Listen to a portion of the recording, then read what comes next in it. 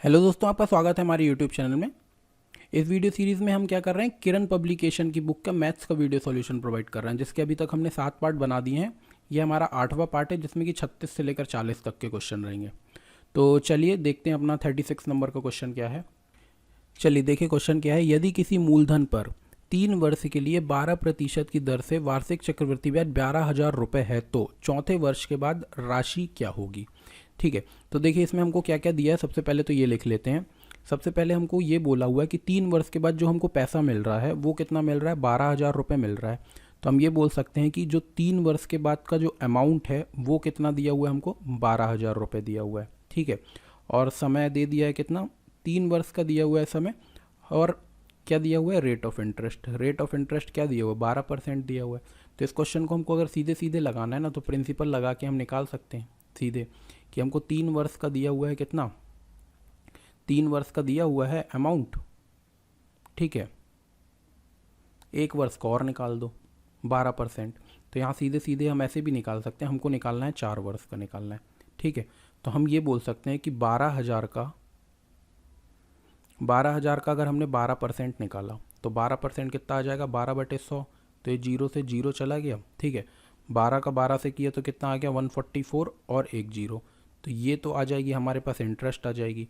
हमसे पूछा है राशि, तो राशि के लिए हम क्या करते हैं, पुराना वाला प्रिंसिपल जो होता है उसको इसमें जोड़ देते हैं। तो 12,000 रुपये इसमें जोड़ देंगे तो कितना आ जाएगा, 3 0 यहाँ पर, 12,000 इसमें जोड़ दिया तो ये 0, ये 4, ये 4, ये 3 और 1, तो 13,440 इसका क्या होगा, आंसर होगा। ठीक है, देखो कंपाउंड इंटरेस्ट में होता क्या है, जो भी हमारा, जैसे मान लो हमारा 100 रुपये है, ठीक है, और 100 रुपये में हमको 10% की ब्याज मिल रही है, तो अब जो हमारा पैसा बन जाएगा, 10 रुपये ब्याज मिली यानी 110 बन जाएगा। ठीक है, 1 वर्ष के बाद। अब 1 वर्ष के बाद अभी तो ये प्रिंसिपल है हमारा और ये अमाउंट है। ठीक है, मतलब ये हमारा क्या है, मूलधन है, और ये क्या है, हमारा मिश्रधन है। फिर अगर हम फिर से आगे जाते हैं ना, और 10% की हमको फिर से ब्याज मिली, तो अब यहाँ से कितनी 10% मिलेगी, 110 का 10% होता है 11। तो अब जो पैसा मिलेगा वो कितना मिलेगा, 121। ठीक है, तो यहाँ के लिए क्या होता है, ये 110 प्रिंसिपल बन जाएगा और ये क्या बन जाएगा, अमाउंट बन जाएगा। समझ गए। ऐसे करके अगर हम और आगे चले जाएंगे और फिर से अपने 10% की ब्याज लगा दी, तो कितना आ जाएगा, 12.1 इसमें जोड़ देंगे हम, है ना। तो कितना आ जाएगा, 12.1 अगर हमने इसमें जोड़ दिया, 12.1 जोड़ना है इसमें। ठीक है, तो ये कितना आ जाएगा, 100 इतना आ जाएगा, है ना, 1331 हो जाएगा। ठीक है, तो अब इसके लिए ये प्रिंसिपल हो जाएगा और ये क्या हो जाएगा, अमाउंट हो जाएगा। यही चीज़ हमने की है कि 3 साल के लिए तो ये क्या है, अमाउंट है, लेकिन 3 साल के बाद हमसे चौथे वर्ष के लिए पूछा है ना, तो चौथे वर्ष के लिए ये प्रिंसिपल हो जाएगा और इससे आगे जो इंटरेस्ट निकल के वैल्यू निकलेगी, यानी 12% की इंटरेस्ट से जो पैसा मिलेगा वो जुड़ जाएगा, तो वो क्या बन जाएगा, अमाउंट बन जाएगा, यानी मूलधन, मिश्रधन बन जाएगा। तो मिश्रधन हमारा कितना आ गया, 13,444 रुपये आ गया आंसर। ठीक है, चलो अगला क्वेश्चन देखते हैं। देखिए क्या बोल रहा है अगले क्वेश्चन में, कितने महीने में 8,000 रुपये पर वार्षिक 20% की दर से 2,648 रुपये अर्धवार्षिक चक्रवृद्धि ब्याज के रूप में मिलेगा। ठीक है, तो यहाँ पर हमको क्या क्या दे दिया है, पहले वो लिख लेते हैं। देखो हमको मूलधन दिया है, यानी प्रिंसिपल दिया हुआ है कितना, 8,000 रुपये दिया हुआ है। उसके बाद जो हमको ब्याज दी हुई है वो कितनी दी हुई है, 2648 दी हुई है। ठीक है, और रेट ऑफ इंटरेस्ट है जो, वो कितना दिया हुआ है, 12%। अब ये 12% ना वार्षिक दिया हुआ है, यानी पूरे 12 महीने के लिए कितना मिल रहा है हमको, 12 महीने के लिए जो मिल रहा है वो मिल रहा है हमको 12% से। ठीक है, तो ये लग रहा है कैसे, अर्धवार्षिक रूप से लग रहा है। तो अर्धवार्षिक का मतलब कितना होता है, 6 महीने में लगेगा, तो 6 महीने में आधा हो गया, तो ये भी कितना हो जाएगा, आधा हो जाएगा। ठीक है, तो हम कैसे लगाएंगे, 6 महीने से लगाएंगे। ठीक है, हमको बस समय बताना है कि इतना रुपए कितने समय में मिल जाएगा। तो यहाँ से अगर हम अमाउंट निकालना चाहें, तो अमाउंट अगर निकालते हैं तो क्या करते हैं, हम मूलधन को और ब्याज को जोड़ देते हैं। तो 8,000 में 2648 अगर जोड़ देंगे तो कितना आ जाएगा, 10,648 हो जाएगा। हमको सीधे सीधे फॉर्मूला पता है कि अमाउंट इज इक्वल टू कितना होता है, प्रिंसिपल 1 + R/100 की पावर क्या होती है, T होती है। तो अमाउंट हमारे पास कितना दिया हुआ है, 10,648 रुपये हो गया। प्रिंसिपल है कितना, 8,000। ठीक है, और यहाँ पर 1 + रेट ऑफ इंटरेस्ट हम ये वाली लेंगे क्योंकि अर्धवार्षिक रूप से लिया हुआ है, क्या हो जाएगा, 6/100 100 और पावर टी, तो जो टी की वैल्यू निकालना है। तो इस 8000 को इसके नीचे ले आते हैं, इसको काट देते हैं। तो 2 से काटते हैं 3 टाइम्स में, 2 से काट दिया कितने बार में, 50 बार में। ठीक है, ठीक है। यहाँ पर कितना आ जाएगा, ये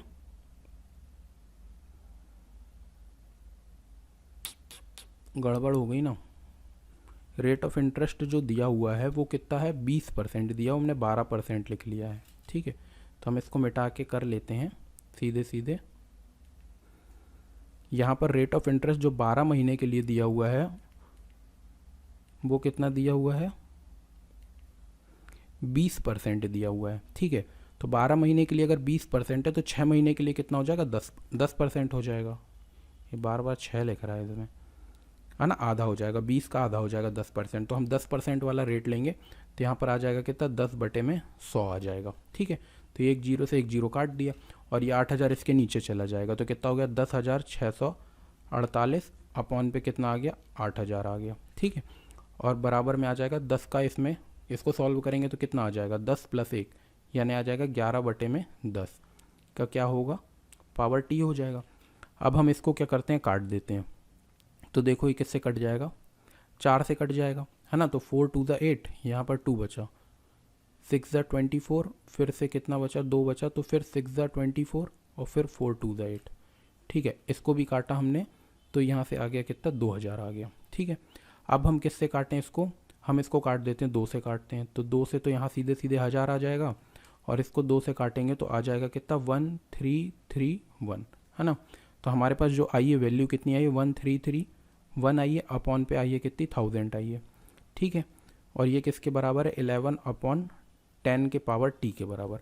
तो इसको हम सीधे सीधे ये लिख सकते हैं कि 1331 क्या होता है, 11 का क्यूब होता है, और 1000 किसका होता है, 10 का क्यूब होता है। तो यहाँ से हमको पता चल गया कि टी की वैल्यू क्या आ गई है, 3 आ गई है ना। तो टी की वैल्यू अगर 3 है, और मतलब इसका ये है, टी की वैल्यू 3 का मतलब है कि 3 बार अर्धवार्षिक रूप से ब्याज लगेगी, यानी कि 6 मंथ में एक बार लगेगी, फिर एक बार 6 मंथ में लगेगी, और फिर एक बार 6 मंथ लगेगी, है ना। 3 बार लगेगी, तो 6 महीने 6 महीने 6 महीने, यानी आंसर कितना आ जाएगा, 18 महीने। तो 18 मंथ यहाँ पर आंसर दिया हुआ है। ठीक है, तो 18 हमारा क्या होगा, आंसर हो जाएगा। ठीक है, चलिए अगला क्वेश्चन देखते हैं। क्या बोल रहा है, वार्षिक चक्रवृद्धि से गणना करते हुए 10% प्रति वार्षिक चक्रवृद्धि ब्याज की दर से 2000 रुपये से कितने वर्ष में 662 रुपये मिलेगा। तो इसमें भी बिल्कुल सेम है, पिछले वाले क्वेश्चन की जैसा ही है ना। यहाँ पर हमको प्रिंसिपल जो दिया हुआ है कितना दिया हुआ है, 2000 रुपये दिया हुआ है, और उसके बाद ब्याज दी हुई है कितनी, 662। तो अगर हम अमाउंट निकालेंगे तो दोनों को जोड़ देंगे तो कितनी हो जाएगी, 2662 रुपये हो जाएगी। ठीक है, समय क्या करना, हमको टाइम निकालना है। ठीक है, और रेट ऑफ इंटरेस्ट जो दी हुई है वो कितनी दी हुई है, 10% दी हुई है। तो यहाँ पर कहीं नहीं लिखा है पूरा वार्षिक रूप से लगनी है ब्याज, तो हमको रेट को आधा आधा करने की कोई ज़रूरत नहीं है, सीधे सीधे फॉर्मूला लगा दो, आंसर निकाल दो। ठीक है, तो हमको फॉर्मूला पता है कि A = कितना होता है, P1 + R/100 की पावर किसके बराबर होती है, T। अमाउंट की जगह में क्या रखेंगे, 2662 बराबर हो जाएगा किसके, 2000 के। यहाँ पर आएगा 1 + रेट ऑफ इंटरेस्ट कितना है, 10/100 की पावर कितनी होती है, T होती है। ठीक है, तो यहाँ से इसको काट दिए तो ये आ जाएगा फिर से 11/10, और इसको इसके नीचे ले जाते हैं तो ये कितना हो जाएगा, 2662/2000। फिर इसको अपन ने 2 से काटा तो 1000 आ गया, 2 से काटा तो कितना आ गया, 1331। तो हमको पता है 11 का क्यूब होता है, और यहाँ पर कितना आ गया, 11/10, बिल्कुल पिछले वाले क्वेश्चन के जैसा है। ठीक है, तो ये कितना हो गया, 11/10 की पावर कितनी है, 3, और यहाँ पर आ जाएगा कितना, 11/10 की पावर T। ठीक है, तो T = कितना आ गया, 3 आ गया।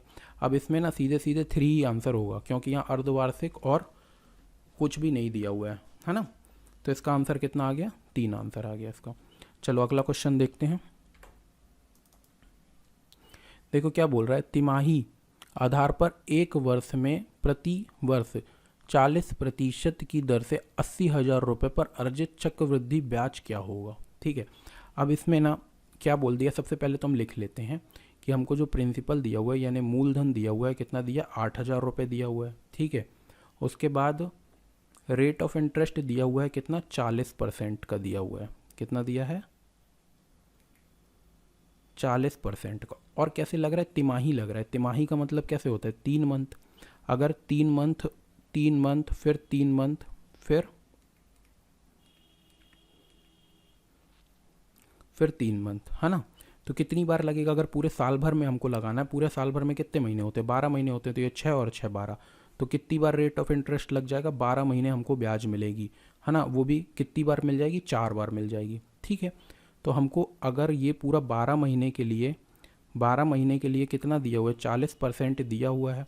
तो एक महीने के लिए अगर हम निकालते हैं तो क्या बोल देंगे हम, 40/12, ठीक है। हमको तो निकालना है 3 महीने के लिए, तो 3 महीने के लिए कितना आ जाएगा, 40/12 गुणा क्या कर देंगे, 3 का इसको काट दिया 4 से, 4 से इसको काट दिया तो कितना आ जाएगा, 10 आ जाएगा, है ना। तो रेट ऑफ इंटरेस्ट जो हमारी निकल के आई है तिमाही रूप से, वो कितनी निकल के आई है, 10% की दर से हमको ब्याज मिलेगा, ठीक है। अब हमको 10% के हिसाब से ब्याज मिलेगा, और वो भी हमको मिलने वाला है कितने बार, 4 बार ब्याज मिलेगा, ठीक है। तो हम क्या करते हैं, देखो, या तो हम देखो मान के भी कर सकते हैं और डायरेक्ट भी कर सकते हैं।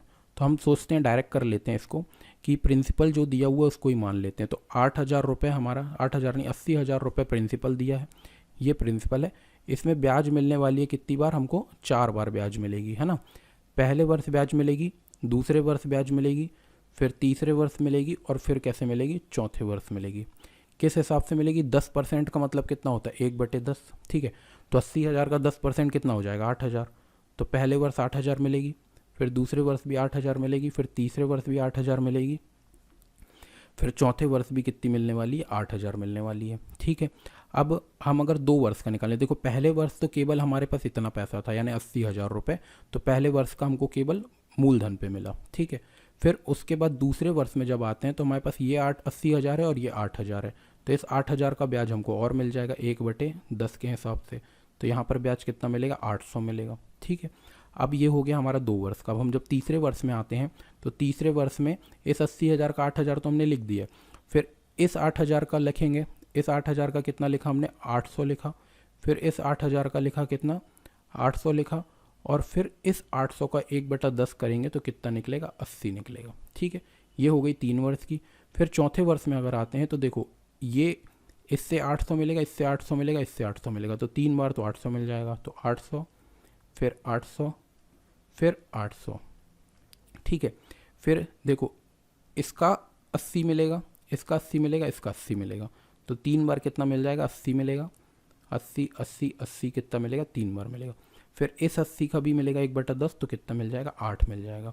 ये हमारी पूरी हो गई ब्याज, कितने वर्ष की, 4 वर्ष की। तो देखो 8,000 को कितनी बार जोड़ना है अपन को, 4 बार जोड़ना है 8,000 को। तो 8 को अगर हमने 4 बार जोड़ा तो ये 16, 16 और कितना हो जाएगा, 8 को 4 बार जोड़ा तो हमने कितने हज़ार हो जाएगा, 32,000, ठीक है।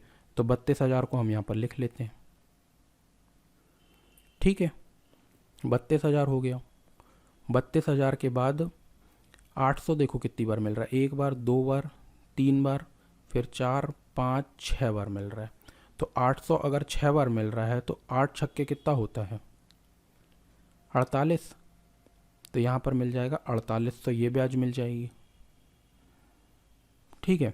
फिर 80 कितनी बार मिल रहा है, 80 मिल रहा है, 1 2 3 4 बार मिल रहा है।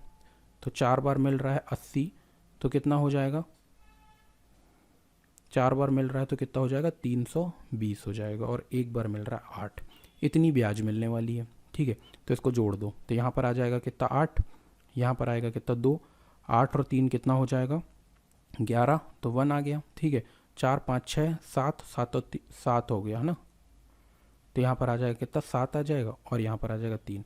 यानी जो हमको ब्याज मिलने वाली है वो कितनी मिलने वाली है, 37,128 रुपये ब्याज मिलेगी, ठीक है। तो ये हमारा क्या हो जाएगा, आंसर हो जाएगा। इसको फॉर्मूले से भी कर सकते हैं, फॉर्मूला लगा के आप डायरेक्ट कर सकते हो।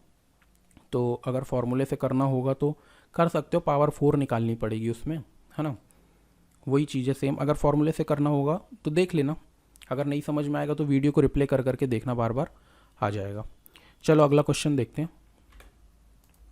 देखिए क्या बोल रहा है, यदि दूसरे वर्ष में एक निश्चित राशि पर प्राप्त चक्रवृद्धि ब्याज 250 रुपये है तो तीसरे वर्ष के लिए उस राशि पर 12% ब्याज दर से चक्रवृद्धि ब्याज क्या होगा, है ना। 2 वर्ष का हमारे पास दिया हुआ है, तीसरे वर्ष का बस निकालना है। तो सीधे सीधे हम क्या करेंगे ना, हमको 250 का 12% निकालना है, क्योंकि 12% की ब्याज है। तो 12% अगर हमने निकाला तो 12%, यहाँ परसेंट का साइन लगा तो परसेंट से हटाए तो कितना आ जाएगा, 100 आ जाएगा। ठीक है, तो ये जीरो से जीरो काट दिया, 12 पंचे कितना होता है 60, तो यहाँ पर आ गया जीरो, ये 6 आ गई, 12 दूनी 24 और 6 कितना हो जाएगा 30, और इसको 10 से भाग देना है तो आ जाएगा कितना 30 आ जाएगा। तो तीसरे वर्ष में जो ब्याज मिल रही है वो 30 रुपये मिल रही है। ठीक है, और पहले से कितना था 250 था, तो 250 में हमने क्या किया 30 को जोड़ दिया, तो आ गया कितना 280 रुपये, क्या आ जाएगा हमारा आंसर आ जाएगा। तो इसका तीसरा वाला ऑप्शन सही होगा, 280 रुपये आंसर होगा। ठीक है, आज क्वेश्चन नेक्स्ट वीडियो में करेंगे। ठीक है, अभी आपको इसमें अगर कुछ भी समझ में नहीं आ रहा है तो आप कमेंट करके बताइए। चलिए ठीक है, थैंक यू।